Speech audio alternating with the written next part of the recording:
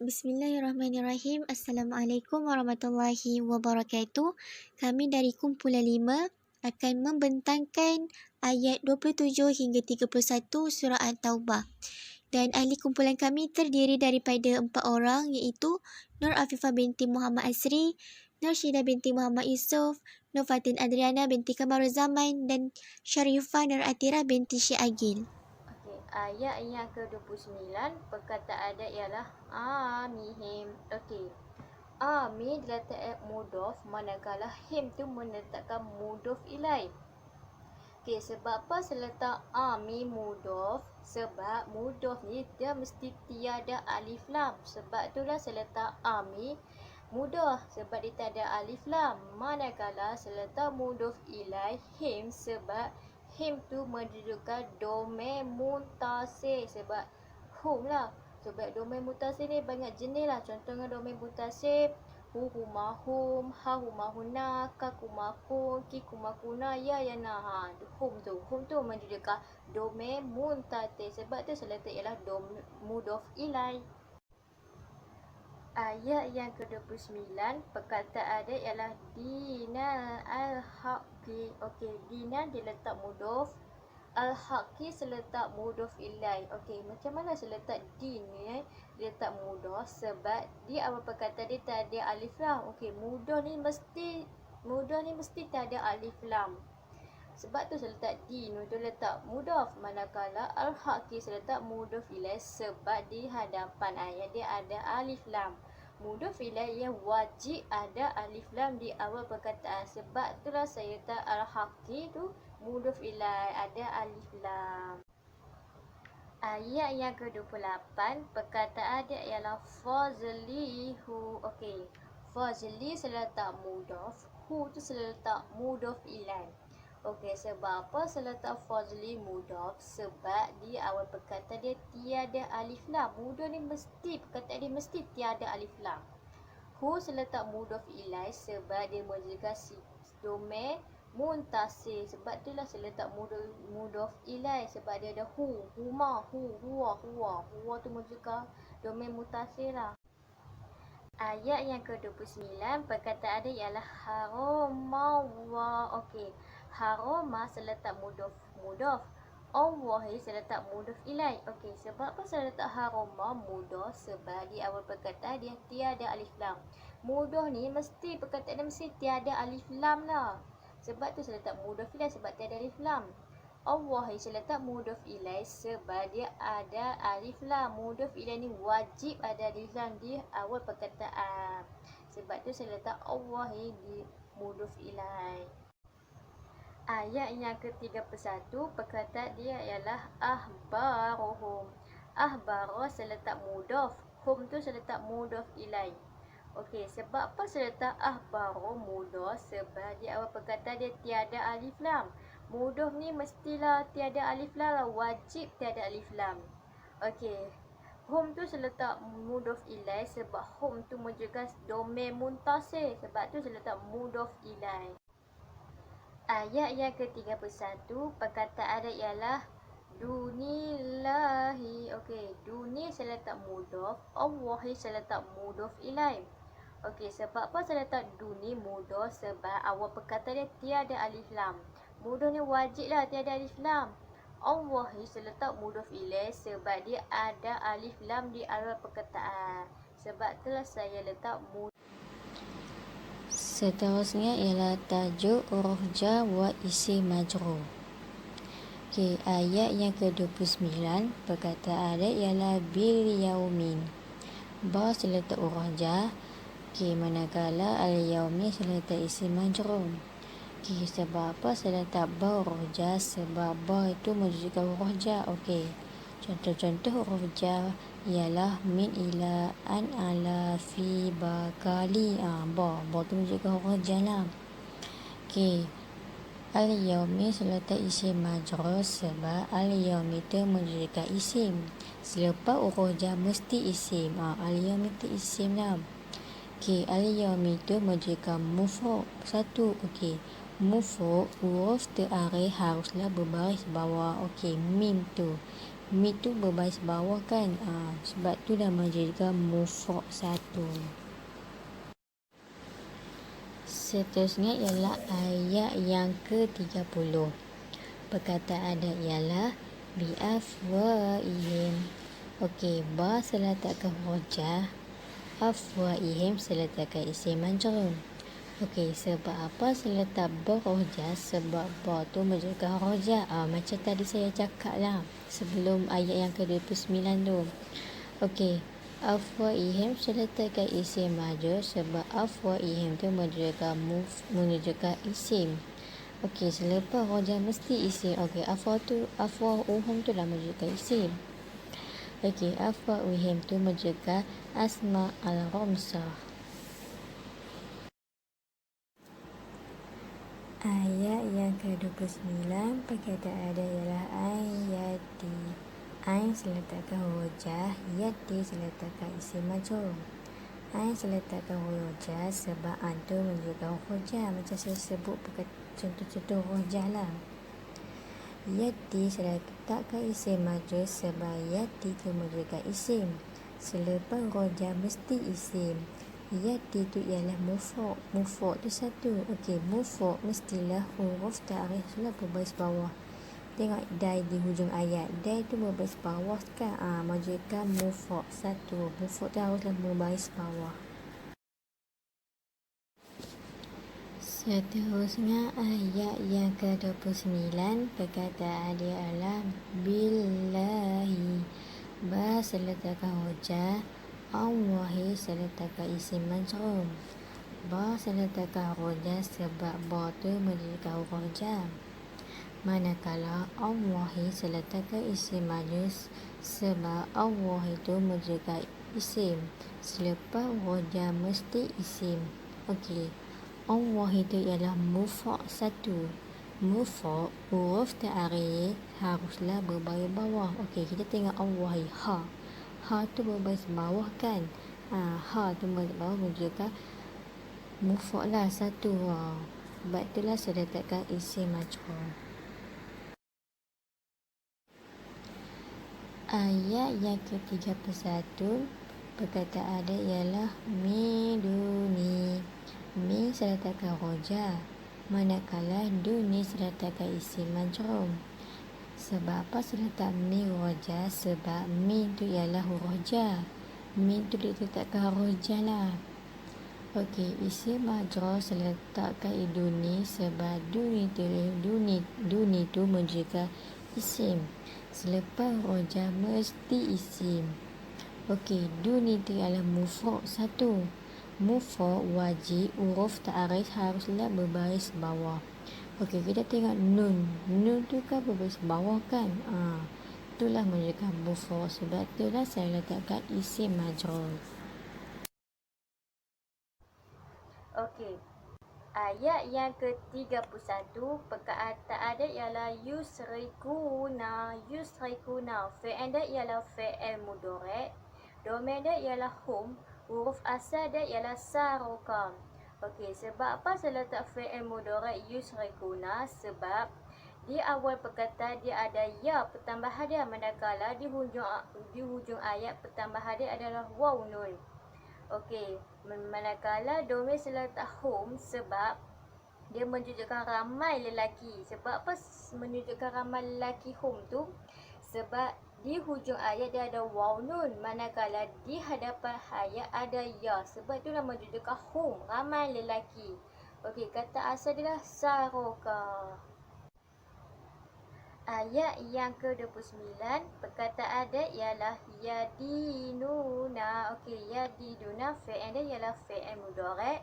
Domain dia hum dan huruf asal dia ialah dinu. Okey, sebab apa saya letak yadinu fi'il mudhari'? Sebab di awal perkataan dia ada ya. Manakala di hujung ayat dia ada waw nun. Sebab tu menunjukkan fi'il mudhari'. Okey, domain saya letak hum sebab hum tu menunjukkan ramai lelaki. Tanda-tanda menunjukkan ramai lelaki yadina adalah ya di hadapan, manakala di hujung ayat dia ada perkataan waw nun. Okey, huruf asas dinu Maksud dinu ialah agama. Lelaki-lelaki itu ramai lelaki-lelaki beragama lah. Ayat yang ke-29, perkataan dia ialah qatilu. Qatilu, fi'il dia ialah fi'il madi, domain dia ialah hum, dan huruf asal ialah qatilu. Okey, sebab apa saya letak fi'il madi qatilu? Sebab di ujung ayat dia ada pertambahan iaitu waw alif. Okey. Dia jauh beza daripada fi'il mudhari' lah, sebab fi'il mudhari' pertambahan dia di depan dan di belakang saja. Okey, fi'il madi ni dia ada pertambahan di hujung ayat sahaja iaitu waw alif dan waw alif.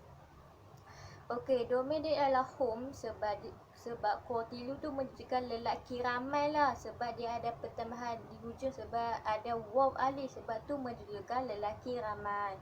Okey, huruf asal dia qatilu. Ayat yang ke-29, perkataan dia ialah yu'minuna. Yu'minuna fi'il dia ialah fi'il mudhari'. Domain dia ialah hum dan huruf asal dia ialah amana. Okey, sebab apa saya letak yu'minu ialah fi'il mudhari'? Sebab dia di awal perkataan dia ada ya. Di hujung ayat pula dia ada waw nun. Sebab tu menunjukkan fi'il mudhari'. Manakala domain seletak hum, sebab hum tu menunjukkan ramai lelaki sahaja. Okay, macam mana kita boleh tahu tu lelaki ramai? Sebab di awal perkataan dia ada ya, manakala di ujung ayat dia ada waw nun. Sebab tu kan menunjukkan ramai-ramai lelaki beriman. Kata asal dia amana, beriman. Assalamualaikum warahmatullahi wabarakatuh. Nama saya Sharifah Nuratira binti Saigil. Nombor matrik di 183-11099. Okay, saya akan teruskan dengan soalan yang seterusnya, iaitu berkenaan dengan tajuk dhamir, adawat istifham dan adawat nafi. Okay, yang pertama ialah dhamir.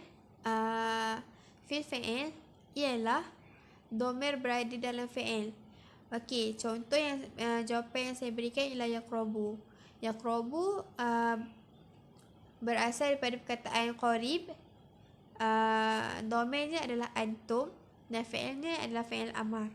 Okey, sebab apa saya letakkan yaqrabu ni dalam fi'il fi'il? Sebab dalam yaqrabu tu, dalam perkataan yaqrabu tu ada salah satu tanda di antara 6 tanda yang ada di bawah fi'il tu. Okey. Tandanya ialah waw jemaah. Waw jemaah ada tanda dalam yaqrabu tu, bermakna dia fi'il. Okey, yang seterusnya ialah ba'da fi'il. Okey, ba'da fi'il ialah dhamir yang kedudukannya selepas fi'il. Okey, fi'il di depan, dhamir di belakang. Contoh yang saya beri jawapannya ialah qauluhum.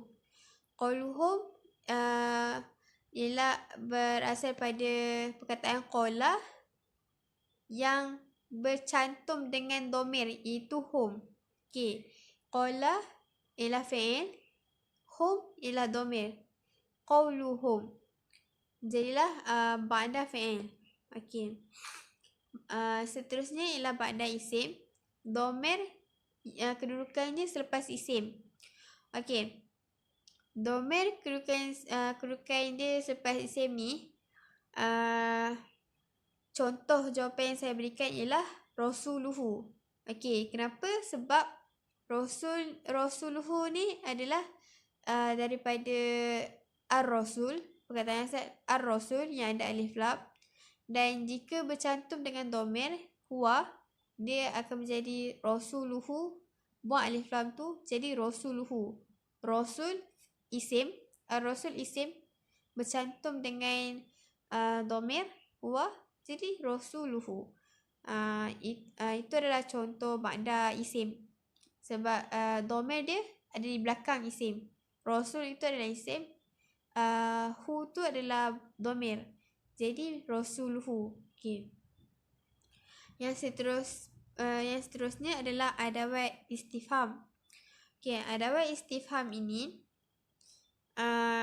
saya ambil jawapan ma, sebab ma itu menunjukkan maksud kepada apa. Dan ma yang bermakna apa atau apakah adalah di bawah adawat istifham. Alamatnya di bawah istifham. Okey. Okey. Contoh dia, contoh jawapan yang saya berikan itu adalah ma yang bermaksud apa. Okey, ayat dia adalah ma haramallahu wa rasuluhu. Apa yang telah diharamkan oleh Allah dan Rasulnya. Okey, sebab apa dia ada adawat istifham? Macam saya kata tadi, sebab ma itu bermaksud kepada apa. Okey, yang seterusnya pula adawat nafi. Okey, adawat nafi ni pula contoh yang saya berikan, yang saya beri jawapan ialah wama umiru illa liya'budu ilaha wahida. Okey, yang bermaksud padahal mereka hanya disuruh menyembah Tuhan yang Maha Esa. Okey, ma dekat sini bermaksud kepada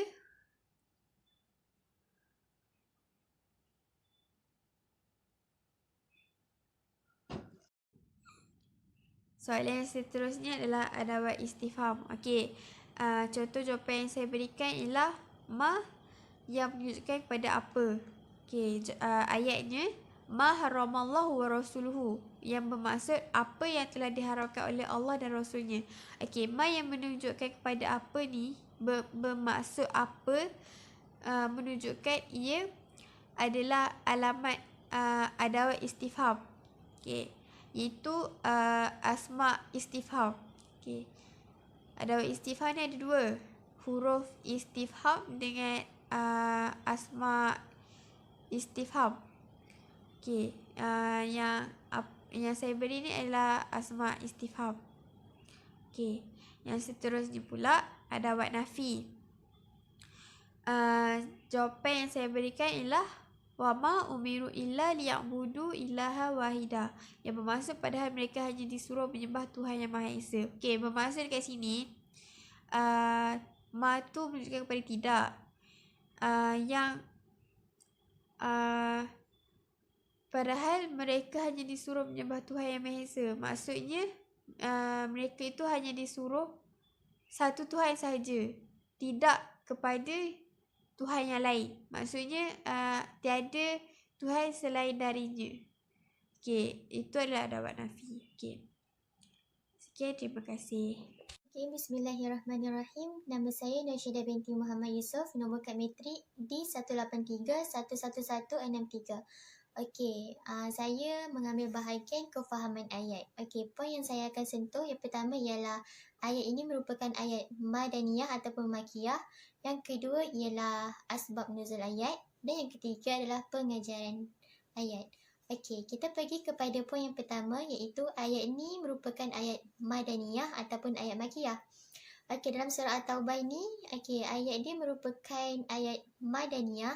Okey, sebab yang pertama adalah ayat ini diturunkan di Madinah. Lepas tu kalau ayat-ayat yang turun selepas hijrah, walaupun ayat tu turun dekat Mekah ataupun tempat lain selain Madinah, ayat tu tetap dikatakan sebagai ayat madaniyah. Okey, ini menurut pendapat ulama yang menjadikan masa sebagai asas dalam pembinaan takrif. Dan ini juga merupakan pendapat yang masyhur dan sahih yang kita boleh gunakan lah mengikut ulama tu. Okey, sebab yang kedua adalah kebanyakan surah madaniyah ini menyebut tentang orang munafik kecuali dalam surah Al-Ankabut. Sebab yang ketiga terdapat ungkapan ya ayyuhallazina amanu. Okey, ayat ni kita boleh tengok, maafkan saya. Okey, ungkapan lafaz ya ayyuhallazina amanu ni kita boleh tengok dalam ayat 28 dalam surah At-Taubah, muka surat 191. Ada ungkapan lafaz tu. Okey, yang keempat, surah yang diturunkan di Madaniyah ini membahaskan tentang hukum syarak secara terperinci. Lepas tu peraturan perang, peraturan bermasyarakat, hak-hak individu dan bentuk-bentuk ibadat. Dan yang kelima ayat Madaniyah ni juga merupakan dakwah dan seruan kepada orang-orang Yahudi dan Nasrani, kepada untuk mereka macam dekat dengan Islam macam tu. Lepas tu untuk menggesa mereka berfikir dan merenung semula sejarah penyelewengan mereka terhadap kitab Allah dan lain-lain lagi. Okey, seterusnya kita pergi kepada poin nombor 2 iaitu asbab nuzul yang bermaksud sebab penurunan ayat. Okey, dalam ayat 27 hingga 31 dalam surah At-Taubah ini terdapat satu je ayat yang mengandungi asbab nuzul iaitu pada ayat yang ke-28. Okey, ayat 28 tu maksud dia, wahai orang-orang yang beriman, sesungguhnya orang-orang musyrik itu najis, kotor jiwanya. Kerana itu, janganlah mereka mendekati Masjidil Haram selepas tahun ini. Dan jika kamu bimbang menjadi miskin kerana orang kafir tidak datang, maka Allah nanti akan memberikan kekayaan kepadamu daripada kurniaannya jika dia kehendaki. Sesungguhnya Allah Maha mengetahui lagi Maha bijaksana. Okey, asbab nuzul ayat ni adalah dahulu ada orang musyrik yang selalu datang ke Mekah dengan membawa makanan untuk dijual. Okey, ketika turunnya perintah larangan kaum musyrik untuk mendekati Masjidil Haram, jadi orang mukmin ni dia jadi macam resahlah, nanti kat mana mereka akan dapatkan makanan kan. Okey, lalu turunlah ayat tersebut menurut hadis riwayat Ibnu Abi Hatim.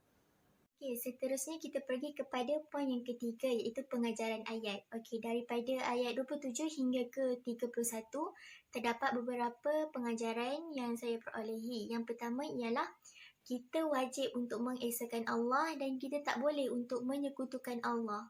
Kalau kita tak nak Allah melaknat kita ataupun Allah murka kepada kita. Lepas tu pengajaran yang kedua pula ialah kita tak perlu takut untuk miskin dengan memutuskan urusan ekonomi kita dengan orang-orang kafir. Sebab kalau kita tengok dalam ayat 28 tu pun Allah nak bagi tahu bahawa yang berrezeki ni adalah Allah, bukannya manusia. Jadi kita ni tak perlulah nak risau kalau putuskan urusan ekonomi dengan orang-orang kafir ni. Dan pengajaran yang ketiga ialah kita kena perangi orang-orang kafir sampailah dia orang tu tunduk kepada agama Islam. Assalamualaikum warahmatullahi wabarakatuh. Nama saya Nafatin Adriana binti Muhammad Kamal Zaman. Saya ingin menceritakan berkaitan surah Taubah ayat 27 hingga 31. Okey. Dalam surah Taubah ayat 27, maksud dia sesudah itu Allah menerima taubat daripada orang-orang yang dikehendakinya. Allah Maha Pengampun lagi Maha Penyayang. Okey, kat sini dikatakan ayat sebelum ni Allah dah bagi tahu bahawa Allah akan berikan azab kepada tentera kufar. Okay, kat sini pula Allah dah bagi tahu yang Allah akan terima taubat daripada orang-orang yang dia kehendaki. Lepas dia medan peperangan tu, ada yang tentera kufar ni ada yang terselamat. Jadi yang terselamat tu ramai mereka daripada mereka masuk Islam. Kat situ Allah dah bagi tahu yang Allah masih terima taubat diorang. Walaupun diorang ni buat dosa besar sekalipun.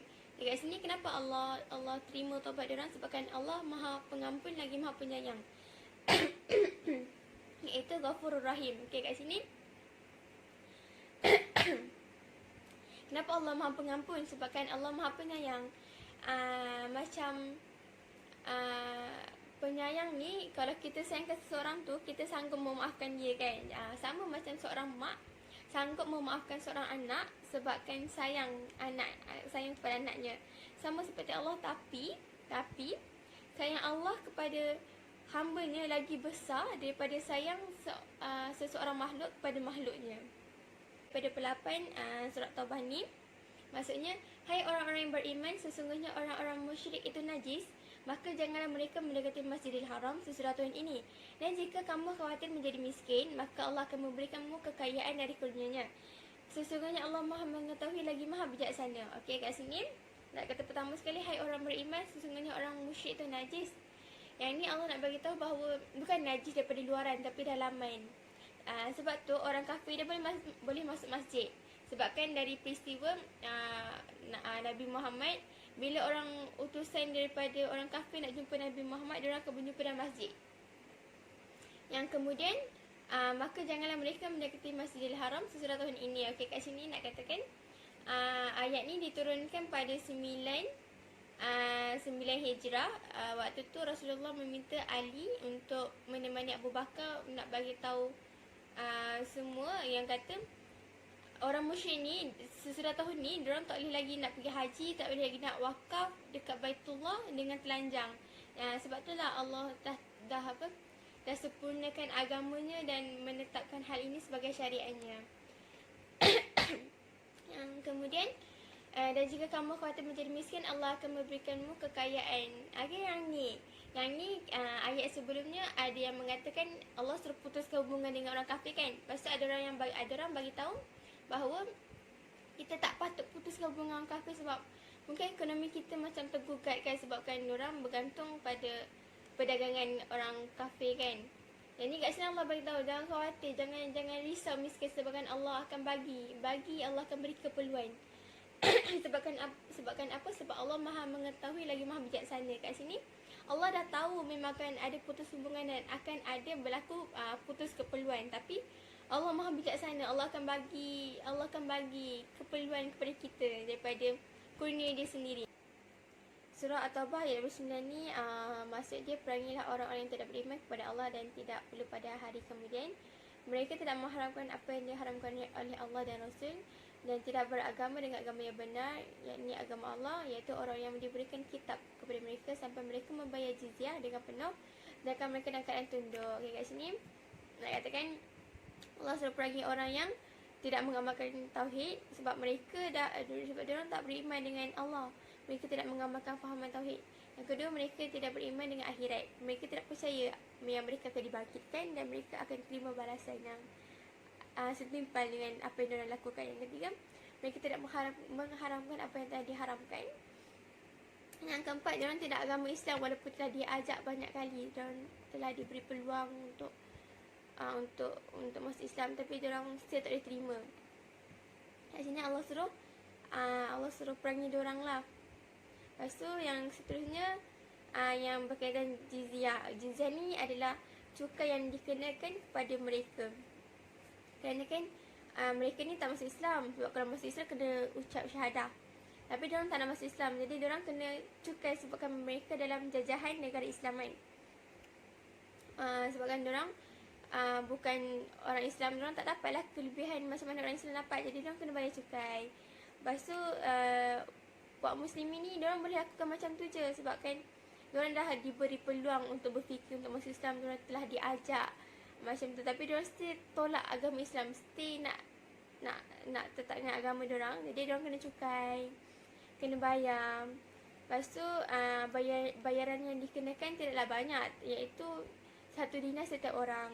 Ayat 30 dan 31 yang mana Allah menyuruh kaum mukmin untuk perangi orang-orang kafir dalam kalangan ahli kitab, iaitu Yahudi dan Nasrani, yang mana mereka kata perbuatan yang jijik, yang kotor, yang mendustakan kekuasaan Allah. Yang mana orang Yahudi mengatakan Uzair itu putera Allah dan Al-Masih itu dan Nasrani mengatakan Al-Masih itu adalah putera Allah.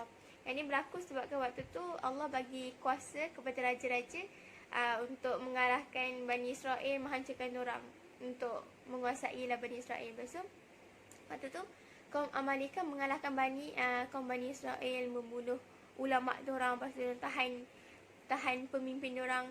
Waktu tu Uzair je yang selamat. Lepas tu Uzair tu menangis dah sampai bulu mata dia luruh. Waktu tu satu hari tu Uzair tu dia jalan dekat padang Sahara. Tiba-tiba dia jumpa seorang wanita yang tengah menangis dalam kuburan. Lepas tu dia cakap, perempuan tu cakap, aduhai pemberi makanan, aduhai pemberi pakaian. Lepas tu Uzair kata, celakalah engkau, siapa yang berikan makanan sebelum orang tu mati kan. Lepas tu perempuan tu kata, Allah.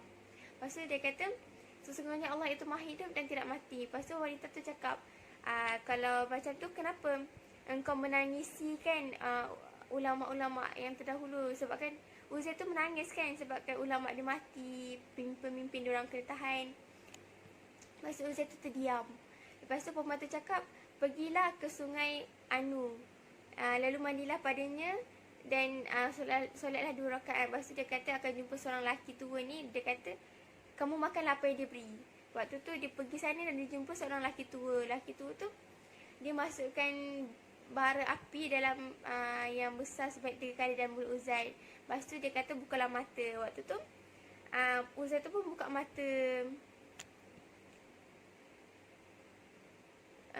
Kemudian kiranya macam lepas jadi tu Uzair tu dia macam orang alim lah yang menguasai isi kitab Taurat. Lepas tu Uzair kata, "Hai Bani Israel, sesungguhnya aku datang kepada kalian dengan membawa Taurat." Mereka menjawab, "Wahai Uzair, engkau bukanlah seorang yang pendusta." Lalu Uzair mengambil sebuah pena, ambil untuk tulis. Lepas tu dia tulislah apa yang salah satu isi Taurat tu kan. Lepas tu orang yang Bani Israel tu dia pulang daripada peperangan tu kan, dia bawa dia beritahu orang tu lah bahawa Uzair ni bawa kitab Taurat kan. Lepas tu diorang tu ambil salinan kitab Taurat tu dekat bukit. Lepas tu diorang tengok isi kandungan tu sama je dengan Uzair tulis. Jadi dekat situ lah orang mengagung-agungkan Uzair itu putera Allah. Yang itu. Kemudian ayat 30 yang mana mereka kata mereka menjadikan ulama mereka, rahib mereka sebagai Tuhan di sisi Tuhan selain Allah, yang mana mereka ni mengagungkan ulama mereka sampai ke mereka mencapai kitab Allah ke belakang. Waktu ulama mati pun diorang mengagung-agungkan kubur ulama. Dengan perkataan yang berkaitan dengan ayat surah At-Taubah ayat 27 hingga 31. Pertama sekali, nama atau penggelaran orang jahat. Yang pertama Al-Yahud, ayat yang ke-30 iaitu Yahudi. Yang kedua Al-Musyrikun, iaitu orang musyrik, ayat yang ke-27. Yang ketiga Nasara, ayat 30 iaitu orang-orang Nasrani. Dan yang keempat Kafaru, iaitu orang kafir, ayat ke-30. Kemudian nama gelaran ataupun orang yang soleh kan, iaitu Amanu, iaitu orang mukmin, ayat yang ke-8. Kemudian sifat Allah dan nama Allah yang saya dapat iaitu Ghafurur Rahim, iaitu Allah Maha Pengampun lagi Maha Penyayang. Yang kemudian Alimul Hakim, iaitu Allah Maha Mengetahui lagi Maha Bijaksana. Okey, kita pergi dengan larangan Allah yang mana Allah dah bagi tahu dalam ayat 28 iaitu yaqrabul masjidil, jangan deketin Masjidil Haram, yang mana Allah dah bagi tahu dalam ayat tu orang kufar ni tak boleh masuk Masjidil Haram, tak boleh tawaf. Kemudian surah Allah yang mana qatilu, saya jumpa ayat saya dapat daripada ayat 29 iaitu perangilah, yang mana yang Allah kata perangi orang yang tidak beriman. Azab Allah Allah telah bagi tahu qatalahumullah, yang mana Allah laknat, dilaknat oleh Allah. Nama Musa Allah dan orang Islam yang mana saya jumpa dalam ayat 29, la yu'minu billah, tidak beriman kepada Allah. La yuharrimu nama haramallah, tidak mengharamkan apa yang telah diharamkan oleh Allah. Lepas tu ketiga, tidak beragama dengan agama yang benar. Sekian saja daripada saya. Sekian, terima kasih.